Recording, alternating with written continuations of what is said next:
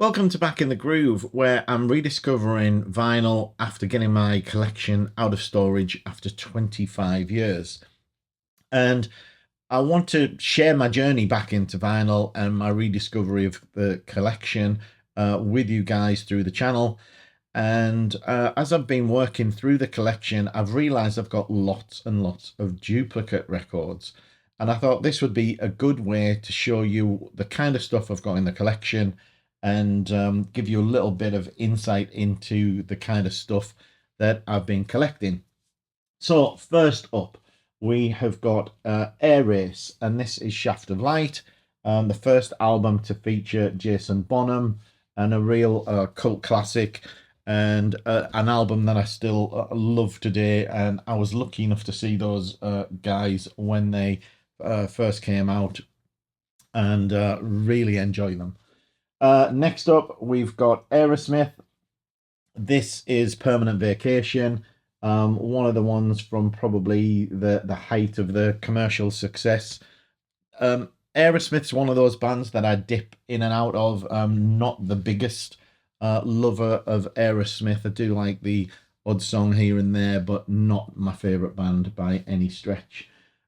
Next up, we've got AC/DC, TNT. Both of these are on Albert Productions, and I think would be worth a little bit of money, but I'm not convinced of the condition of the vinyl. I need to work through those and just see just how good those are. Back in Black, another AC/DC album. This is an iconic album, of course. The first one with Brian Johnson, and still holds up today, in my opinion. A really, really strong album. Next up, probably the best debut ever.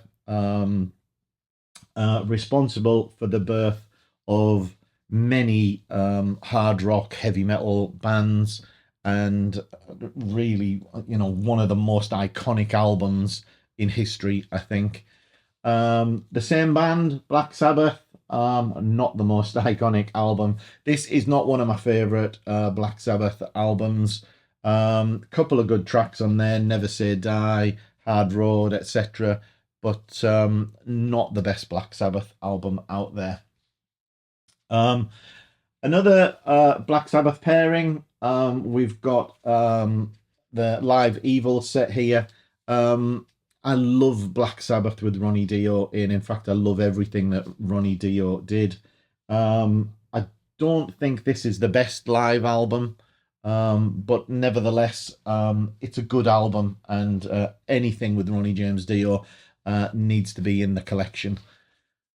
Next up, another kind of cult classic for me. This is a brilliant album. Blue Murder with John Sykes, Carmine Appice, and Tony Franklin, I think, on bass. And I think this is unusual in that Tony Franklin, I think, plays sort of fretless bass, if I remember right. But John Sykes really emerged out of Thin Lizzy with just a great voice, a great style, and it's so sad that John Sykes has disappeared from the music world. He just seems to have gone into hibernation, and just seems to have fallen away from popularity. So, but a great album. Next up, we've got Bon Jovi, and this is 78,000 Degrees Fahrenheit. A decent album at the time. This is one of the bands that I really liked as they, emerged on the scene, but soon fell away as they kind of gained more commercial success. Next up, we've got Alice Cooper, Billion Dollar Babies, and a couple of different versions here. Both have the dollar bill and the cards in there. But I think even so, it's a re-release, a German re-release, I believe. And the other one, I think, is just a plain sort of gatefold. But a great album, of course. And then another great Alice Cooper record, and this is Alice Cooper Goes to Hell. And one of my favourite Alice Cooper albums, actually. A little bit commercial, a little bit quirky, but absolutely love that. Back to Ronnie James Dio material, and this is the first Dio album. This is an iconic debut as well for me. Dio remains one of the best hard rock, heavy metal, whatever you want to call it, singers for me, and was just incredible throughout his entire career, whether it be with Rainbow, Black Sabbath, Dio, etc. Just an incredible guy. More Dio, Last in Line. The second one with Vivian Campbell on guitar, I think. And then I always think that once Vivian Campbell went, they didn't live up to the same kind of level. But we've got more Lock Up the Wolves there, and another one in Dream Evil as well. And obviously a big Dio fan. Next up, we've got Dokken, and this is another band. Although I've got several albums of those, they're not my favourite band by a long way. They're not the greatest. I'm not really sure what category we fall into with this, whether we're calling that sort of hair metal or hard rock or glam rock. More Dokken here, though, in the form of Under Lock and Key and Unchain the Night, Slipping Away, etc. Again, not the best. This was probably their best album for me. Back for the Attack, with Kiss of Death and other classics on there. George Lynch, of course, gets lots of praise for being one of the great guitar heroes, and I do like him, and I like some of his side projects, but not up there for me as one of the best. Next up, though, something different. Emerson, Lake and Palmer, Brain Salad Surgery, absolute classic album, and one of the albums that got me into the prog side of my taste, along with probably Genesis, Rick Wakeman, etc. They're all albums that got me into the more proggier side of rock. The first one, where we've got 3 copies, and this is Europe. And at the time, I really enjoyed this album with Superstitious. I think this was the follow-up to the album with the Final Countdown on. And this is the first one with Key Marcello, I think, after John Norum left. Next up, we've got Extreme, and Nuno Betancourt on guitar is just incredible.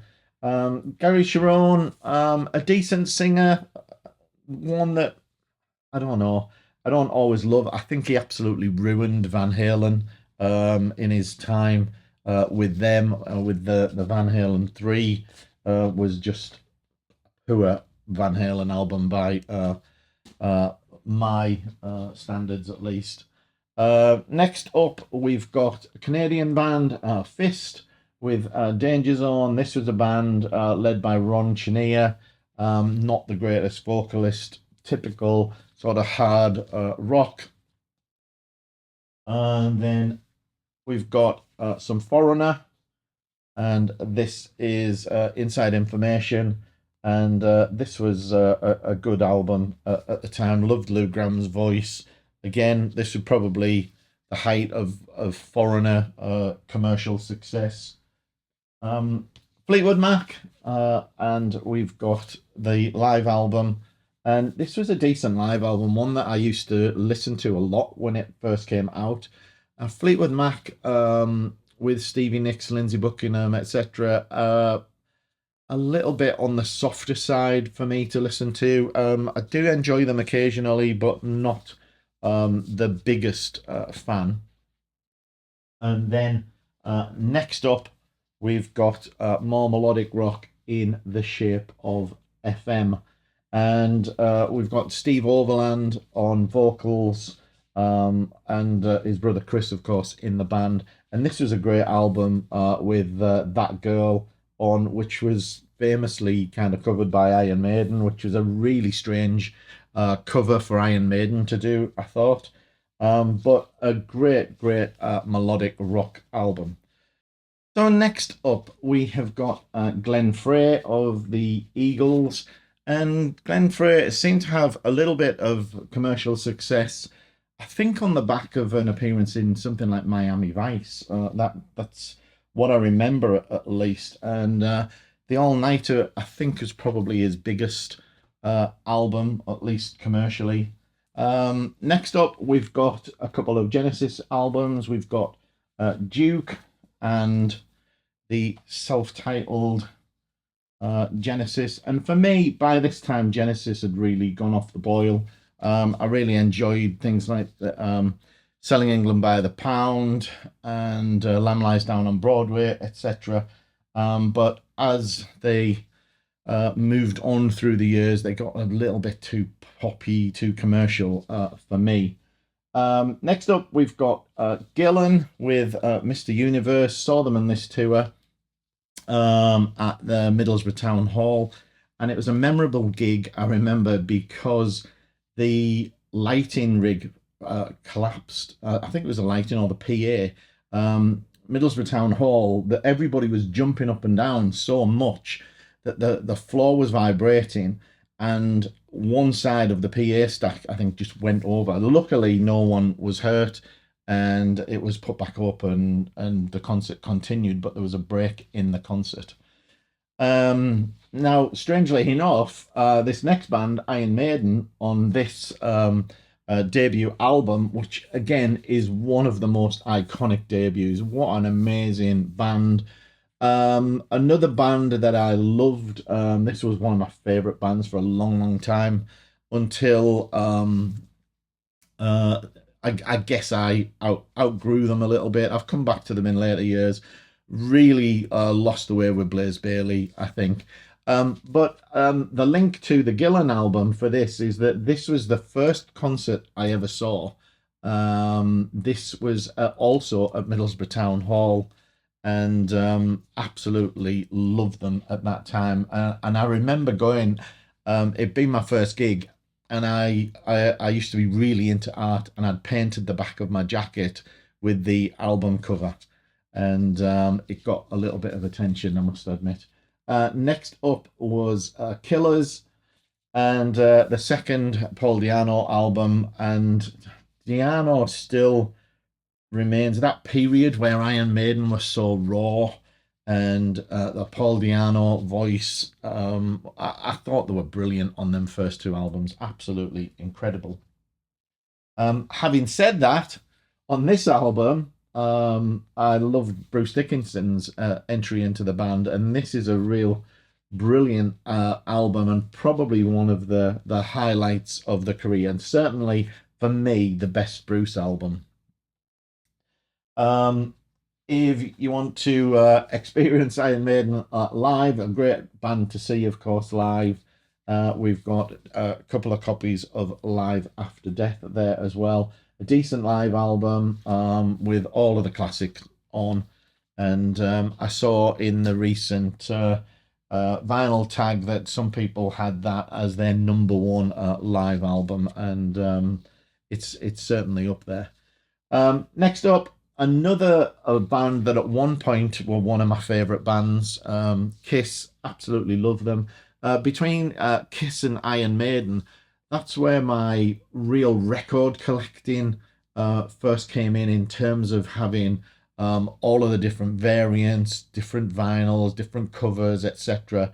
And sadly, at some point along the way, I sold off all of those rare kind of Mexican import singles, Japanese singles, etc., and exchange them for other records, I think. But a couple of copies of Destroyer here, a really good entry to Kiss, and probably my first entry actually was Kiss Alive 2, but that probably came hot on the heels of it.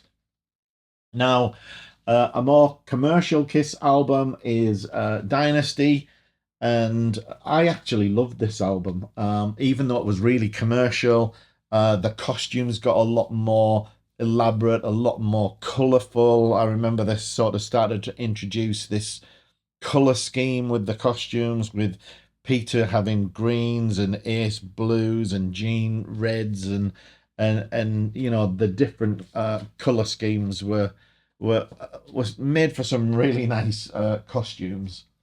Um, Now, here we go with Kiss being unmasked, and I always felt at this period they were a little bit uncomfortable in who they were, even though they'd unmasked with Lick It Up, and I just don't think they felt really comfortable in their own skins. At least Gene and Paul were sort of still finding who they were. Of course, we got the great Eric Carr on drums on those albums, and really good albums for Kiss. Next up, we've got another classic, Led Zeppelin 2. Absolutely stellar album and high on anybody's list of all-time classic albums. And this is where we got a Whole Lot of Love, Heartbreaker, Ramble On, Moby Dick, lots and lots of classics on that. And then possibly what some might say the best song of all time, Stairway to Heaven, comes on this Zepp album, and another great album. Here's another pretty average hard rock. I'm not really sure why. I have two copies of this, Mad Max Night of Passion. Nothing particularly special about it, in my opinion. Now, here's a great one for me. Marauder by Magnum was a very early album for me, and this was kind of in the new wave of British heavy metal phase, and I think this was my first introduction. Well, actually, the first introduction to Magnum was the live single of the tracks that didn't make the album, and that's an amazing single. And this album is just fantastic, and I really toyed with recently in the vinyl tag having this as a best live album. I just love that. The only thing with it is they fade a lot between tracks, so it doesn't really have that continued live feel to the album.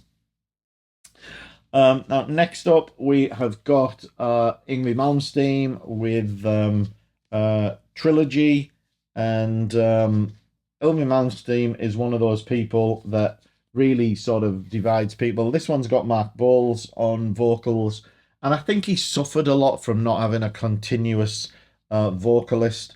I think he's, you know, historically someone who's obviously difficult to work with, I think. I did see him, not seen him live in concert, but I went to a guitar demonstration of his, and I have to say he was incredible. But yeah, he's got such an ego. Next up, Manowar. And Manowar were a band that I absolutely love. This is Sign of the Hammer, which I'm not sure where this comes in the discography. Probably the third or fourth album. I know we had Battle Hymns, we had Hail to England, etc. But I really like this album. All Men Play on 10, of course. Real tongue-in-cheek stuff. Again, I was lucky enough to see these at Middlesbrough Town Hall in about, well, I think it was on the first album. In fact, I recorded that show. One thing I used to do a lot was record all of the concerts that I went to, and I actually listened to that concert back recently, and I recall voices at the start of it, sort of as Manowar came on stage, and we were sort of laughing at them in their loincloths and everything. But one of those quirky bands that I actually really love. Next up, talking of quirky, we've got Ted Nugent and Double Live Gonzo. Another good live album, actually. Ted Nugent is one of those people that really divide opinion as well. Um, he's maybe somebody that I could have answered the question on the vinyl tag about the political views and things and being turned off by them. But this is some great classic Ted Nugent and a really good live album. Next up, we've got some Ozzy Osbourne and Diary of a Madman. And at the time, my wife was massive on Ozzy and travelled all over to see him. This is a great follow up to the debut, and we've got Over the Mountain, Flying High Again. Some great tracks on that particular album. Back to more proggy things, and we've got Pink Floyd, Wish You Were Here. Real toss up for me whether this is the best Pink Floyd album ever or whether it is this one, Dark Side of the Moon. Now, Dark Side of the Moon is one of those albums that I think lots of people have probably got duplicates of. If you're a Pink Floyd fan, then you've probably had lots of versions over the years. These two are obviously not originals. They are back from probably around the late 70s, 80 kind of era, I think. But a great album, and one that I've got many versions of myself on CD, etc. Right, we're on with the next batch now, and this is Queen's News of the World. I remember getting a copy of this for Christmas off my parents. I remember as a teenager coming downstairs and this being wrapped for me Christmas morning. And Queen were one of those early bands that I really got into. In fact, this next one is one that probably started everything for me, and was one, if not the first album that I got. This is Queen's Night at the Opera, and I remember ordering this from my mother's Kay's catalogue because I was too young to be going out and going to record shops and things like that. And yeah, one of my early records. Next up, Saxon, and this is Strong Arm of the Law. Again, my wife was a big, and probably still is, a big Saxon fan. And some great tracks on here. Heavy Metal Thunder, Strong Arm of the Law, of course, 20,000 Feet. Good band. Next up, another bit of a melodic rock cult classic. This is Streets. And this features Steve Walsh from Kansas, one of my favorite singers of all time. Absolutely amazing singer. And this is an amazing album. I absolutely love this album when it came out. Also features Mike Slammer on guitar from City Boy. And I think his guitar playing on this is just incredible. Really good melodic rock. Next up, we've got Styx and the Grand Illusion. I think this was my first entry into Styx, and was a good one, of course, with the Grand Illusion, Fooling Yourself, Come Sail Away, Miss America, a really strong Styx album of the time. And then, even though I didn't vote for this as my number one in the vinyl tag, I think this is the best live album of all time for me. This is Thin Lizzy's Alive and Dangerous. I'm aware of all of the talk about lots of studio overdubs and one thing and another, but I just think the way this album flows, the interaction from Phil with the crowd, etc. I just absolutely adore that live album. And will never tire of listening to it. Next one up, Tigers of Pantang, and this was Crazy Nights, and a little bit dog-eared, these two copies, so I'm not quite sure what's gone on with these, but a decent album. John Sykes on guitar, of course. Again, we talked about him earlier. Great guitarist. Of course, we've got to talk about Van Halen when we talk about heavy rock as well. And this is Van Halen 2. and a great follow-up to what is one of the best debuts ever, of course. Next up, we've got Vinnie Vincent, Invasion, former Kiss guitarist, and the odd thing about Vinnie Vincent for me is that the only time I ever saw Kiss was at Newcastle City Hall, and Vinnie Vincent was the guitarist of the time in his full Kiss Egyptian makeup.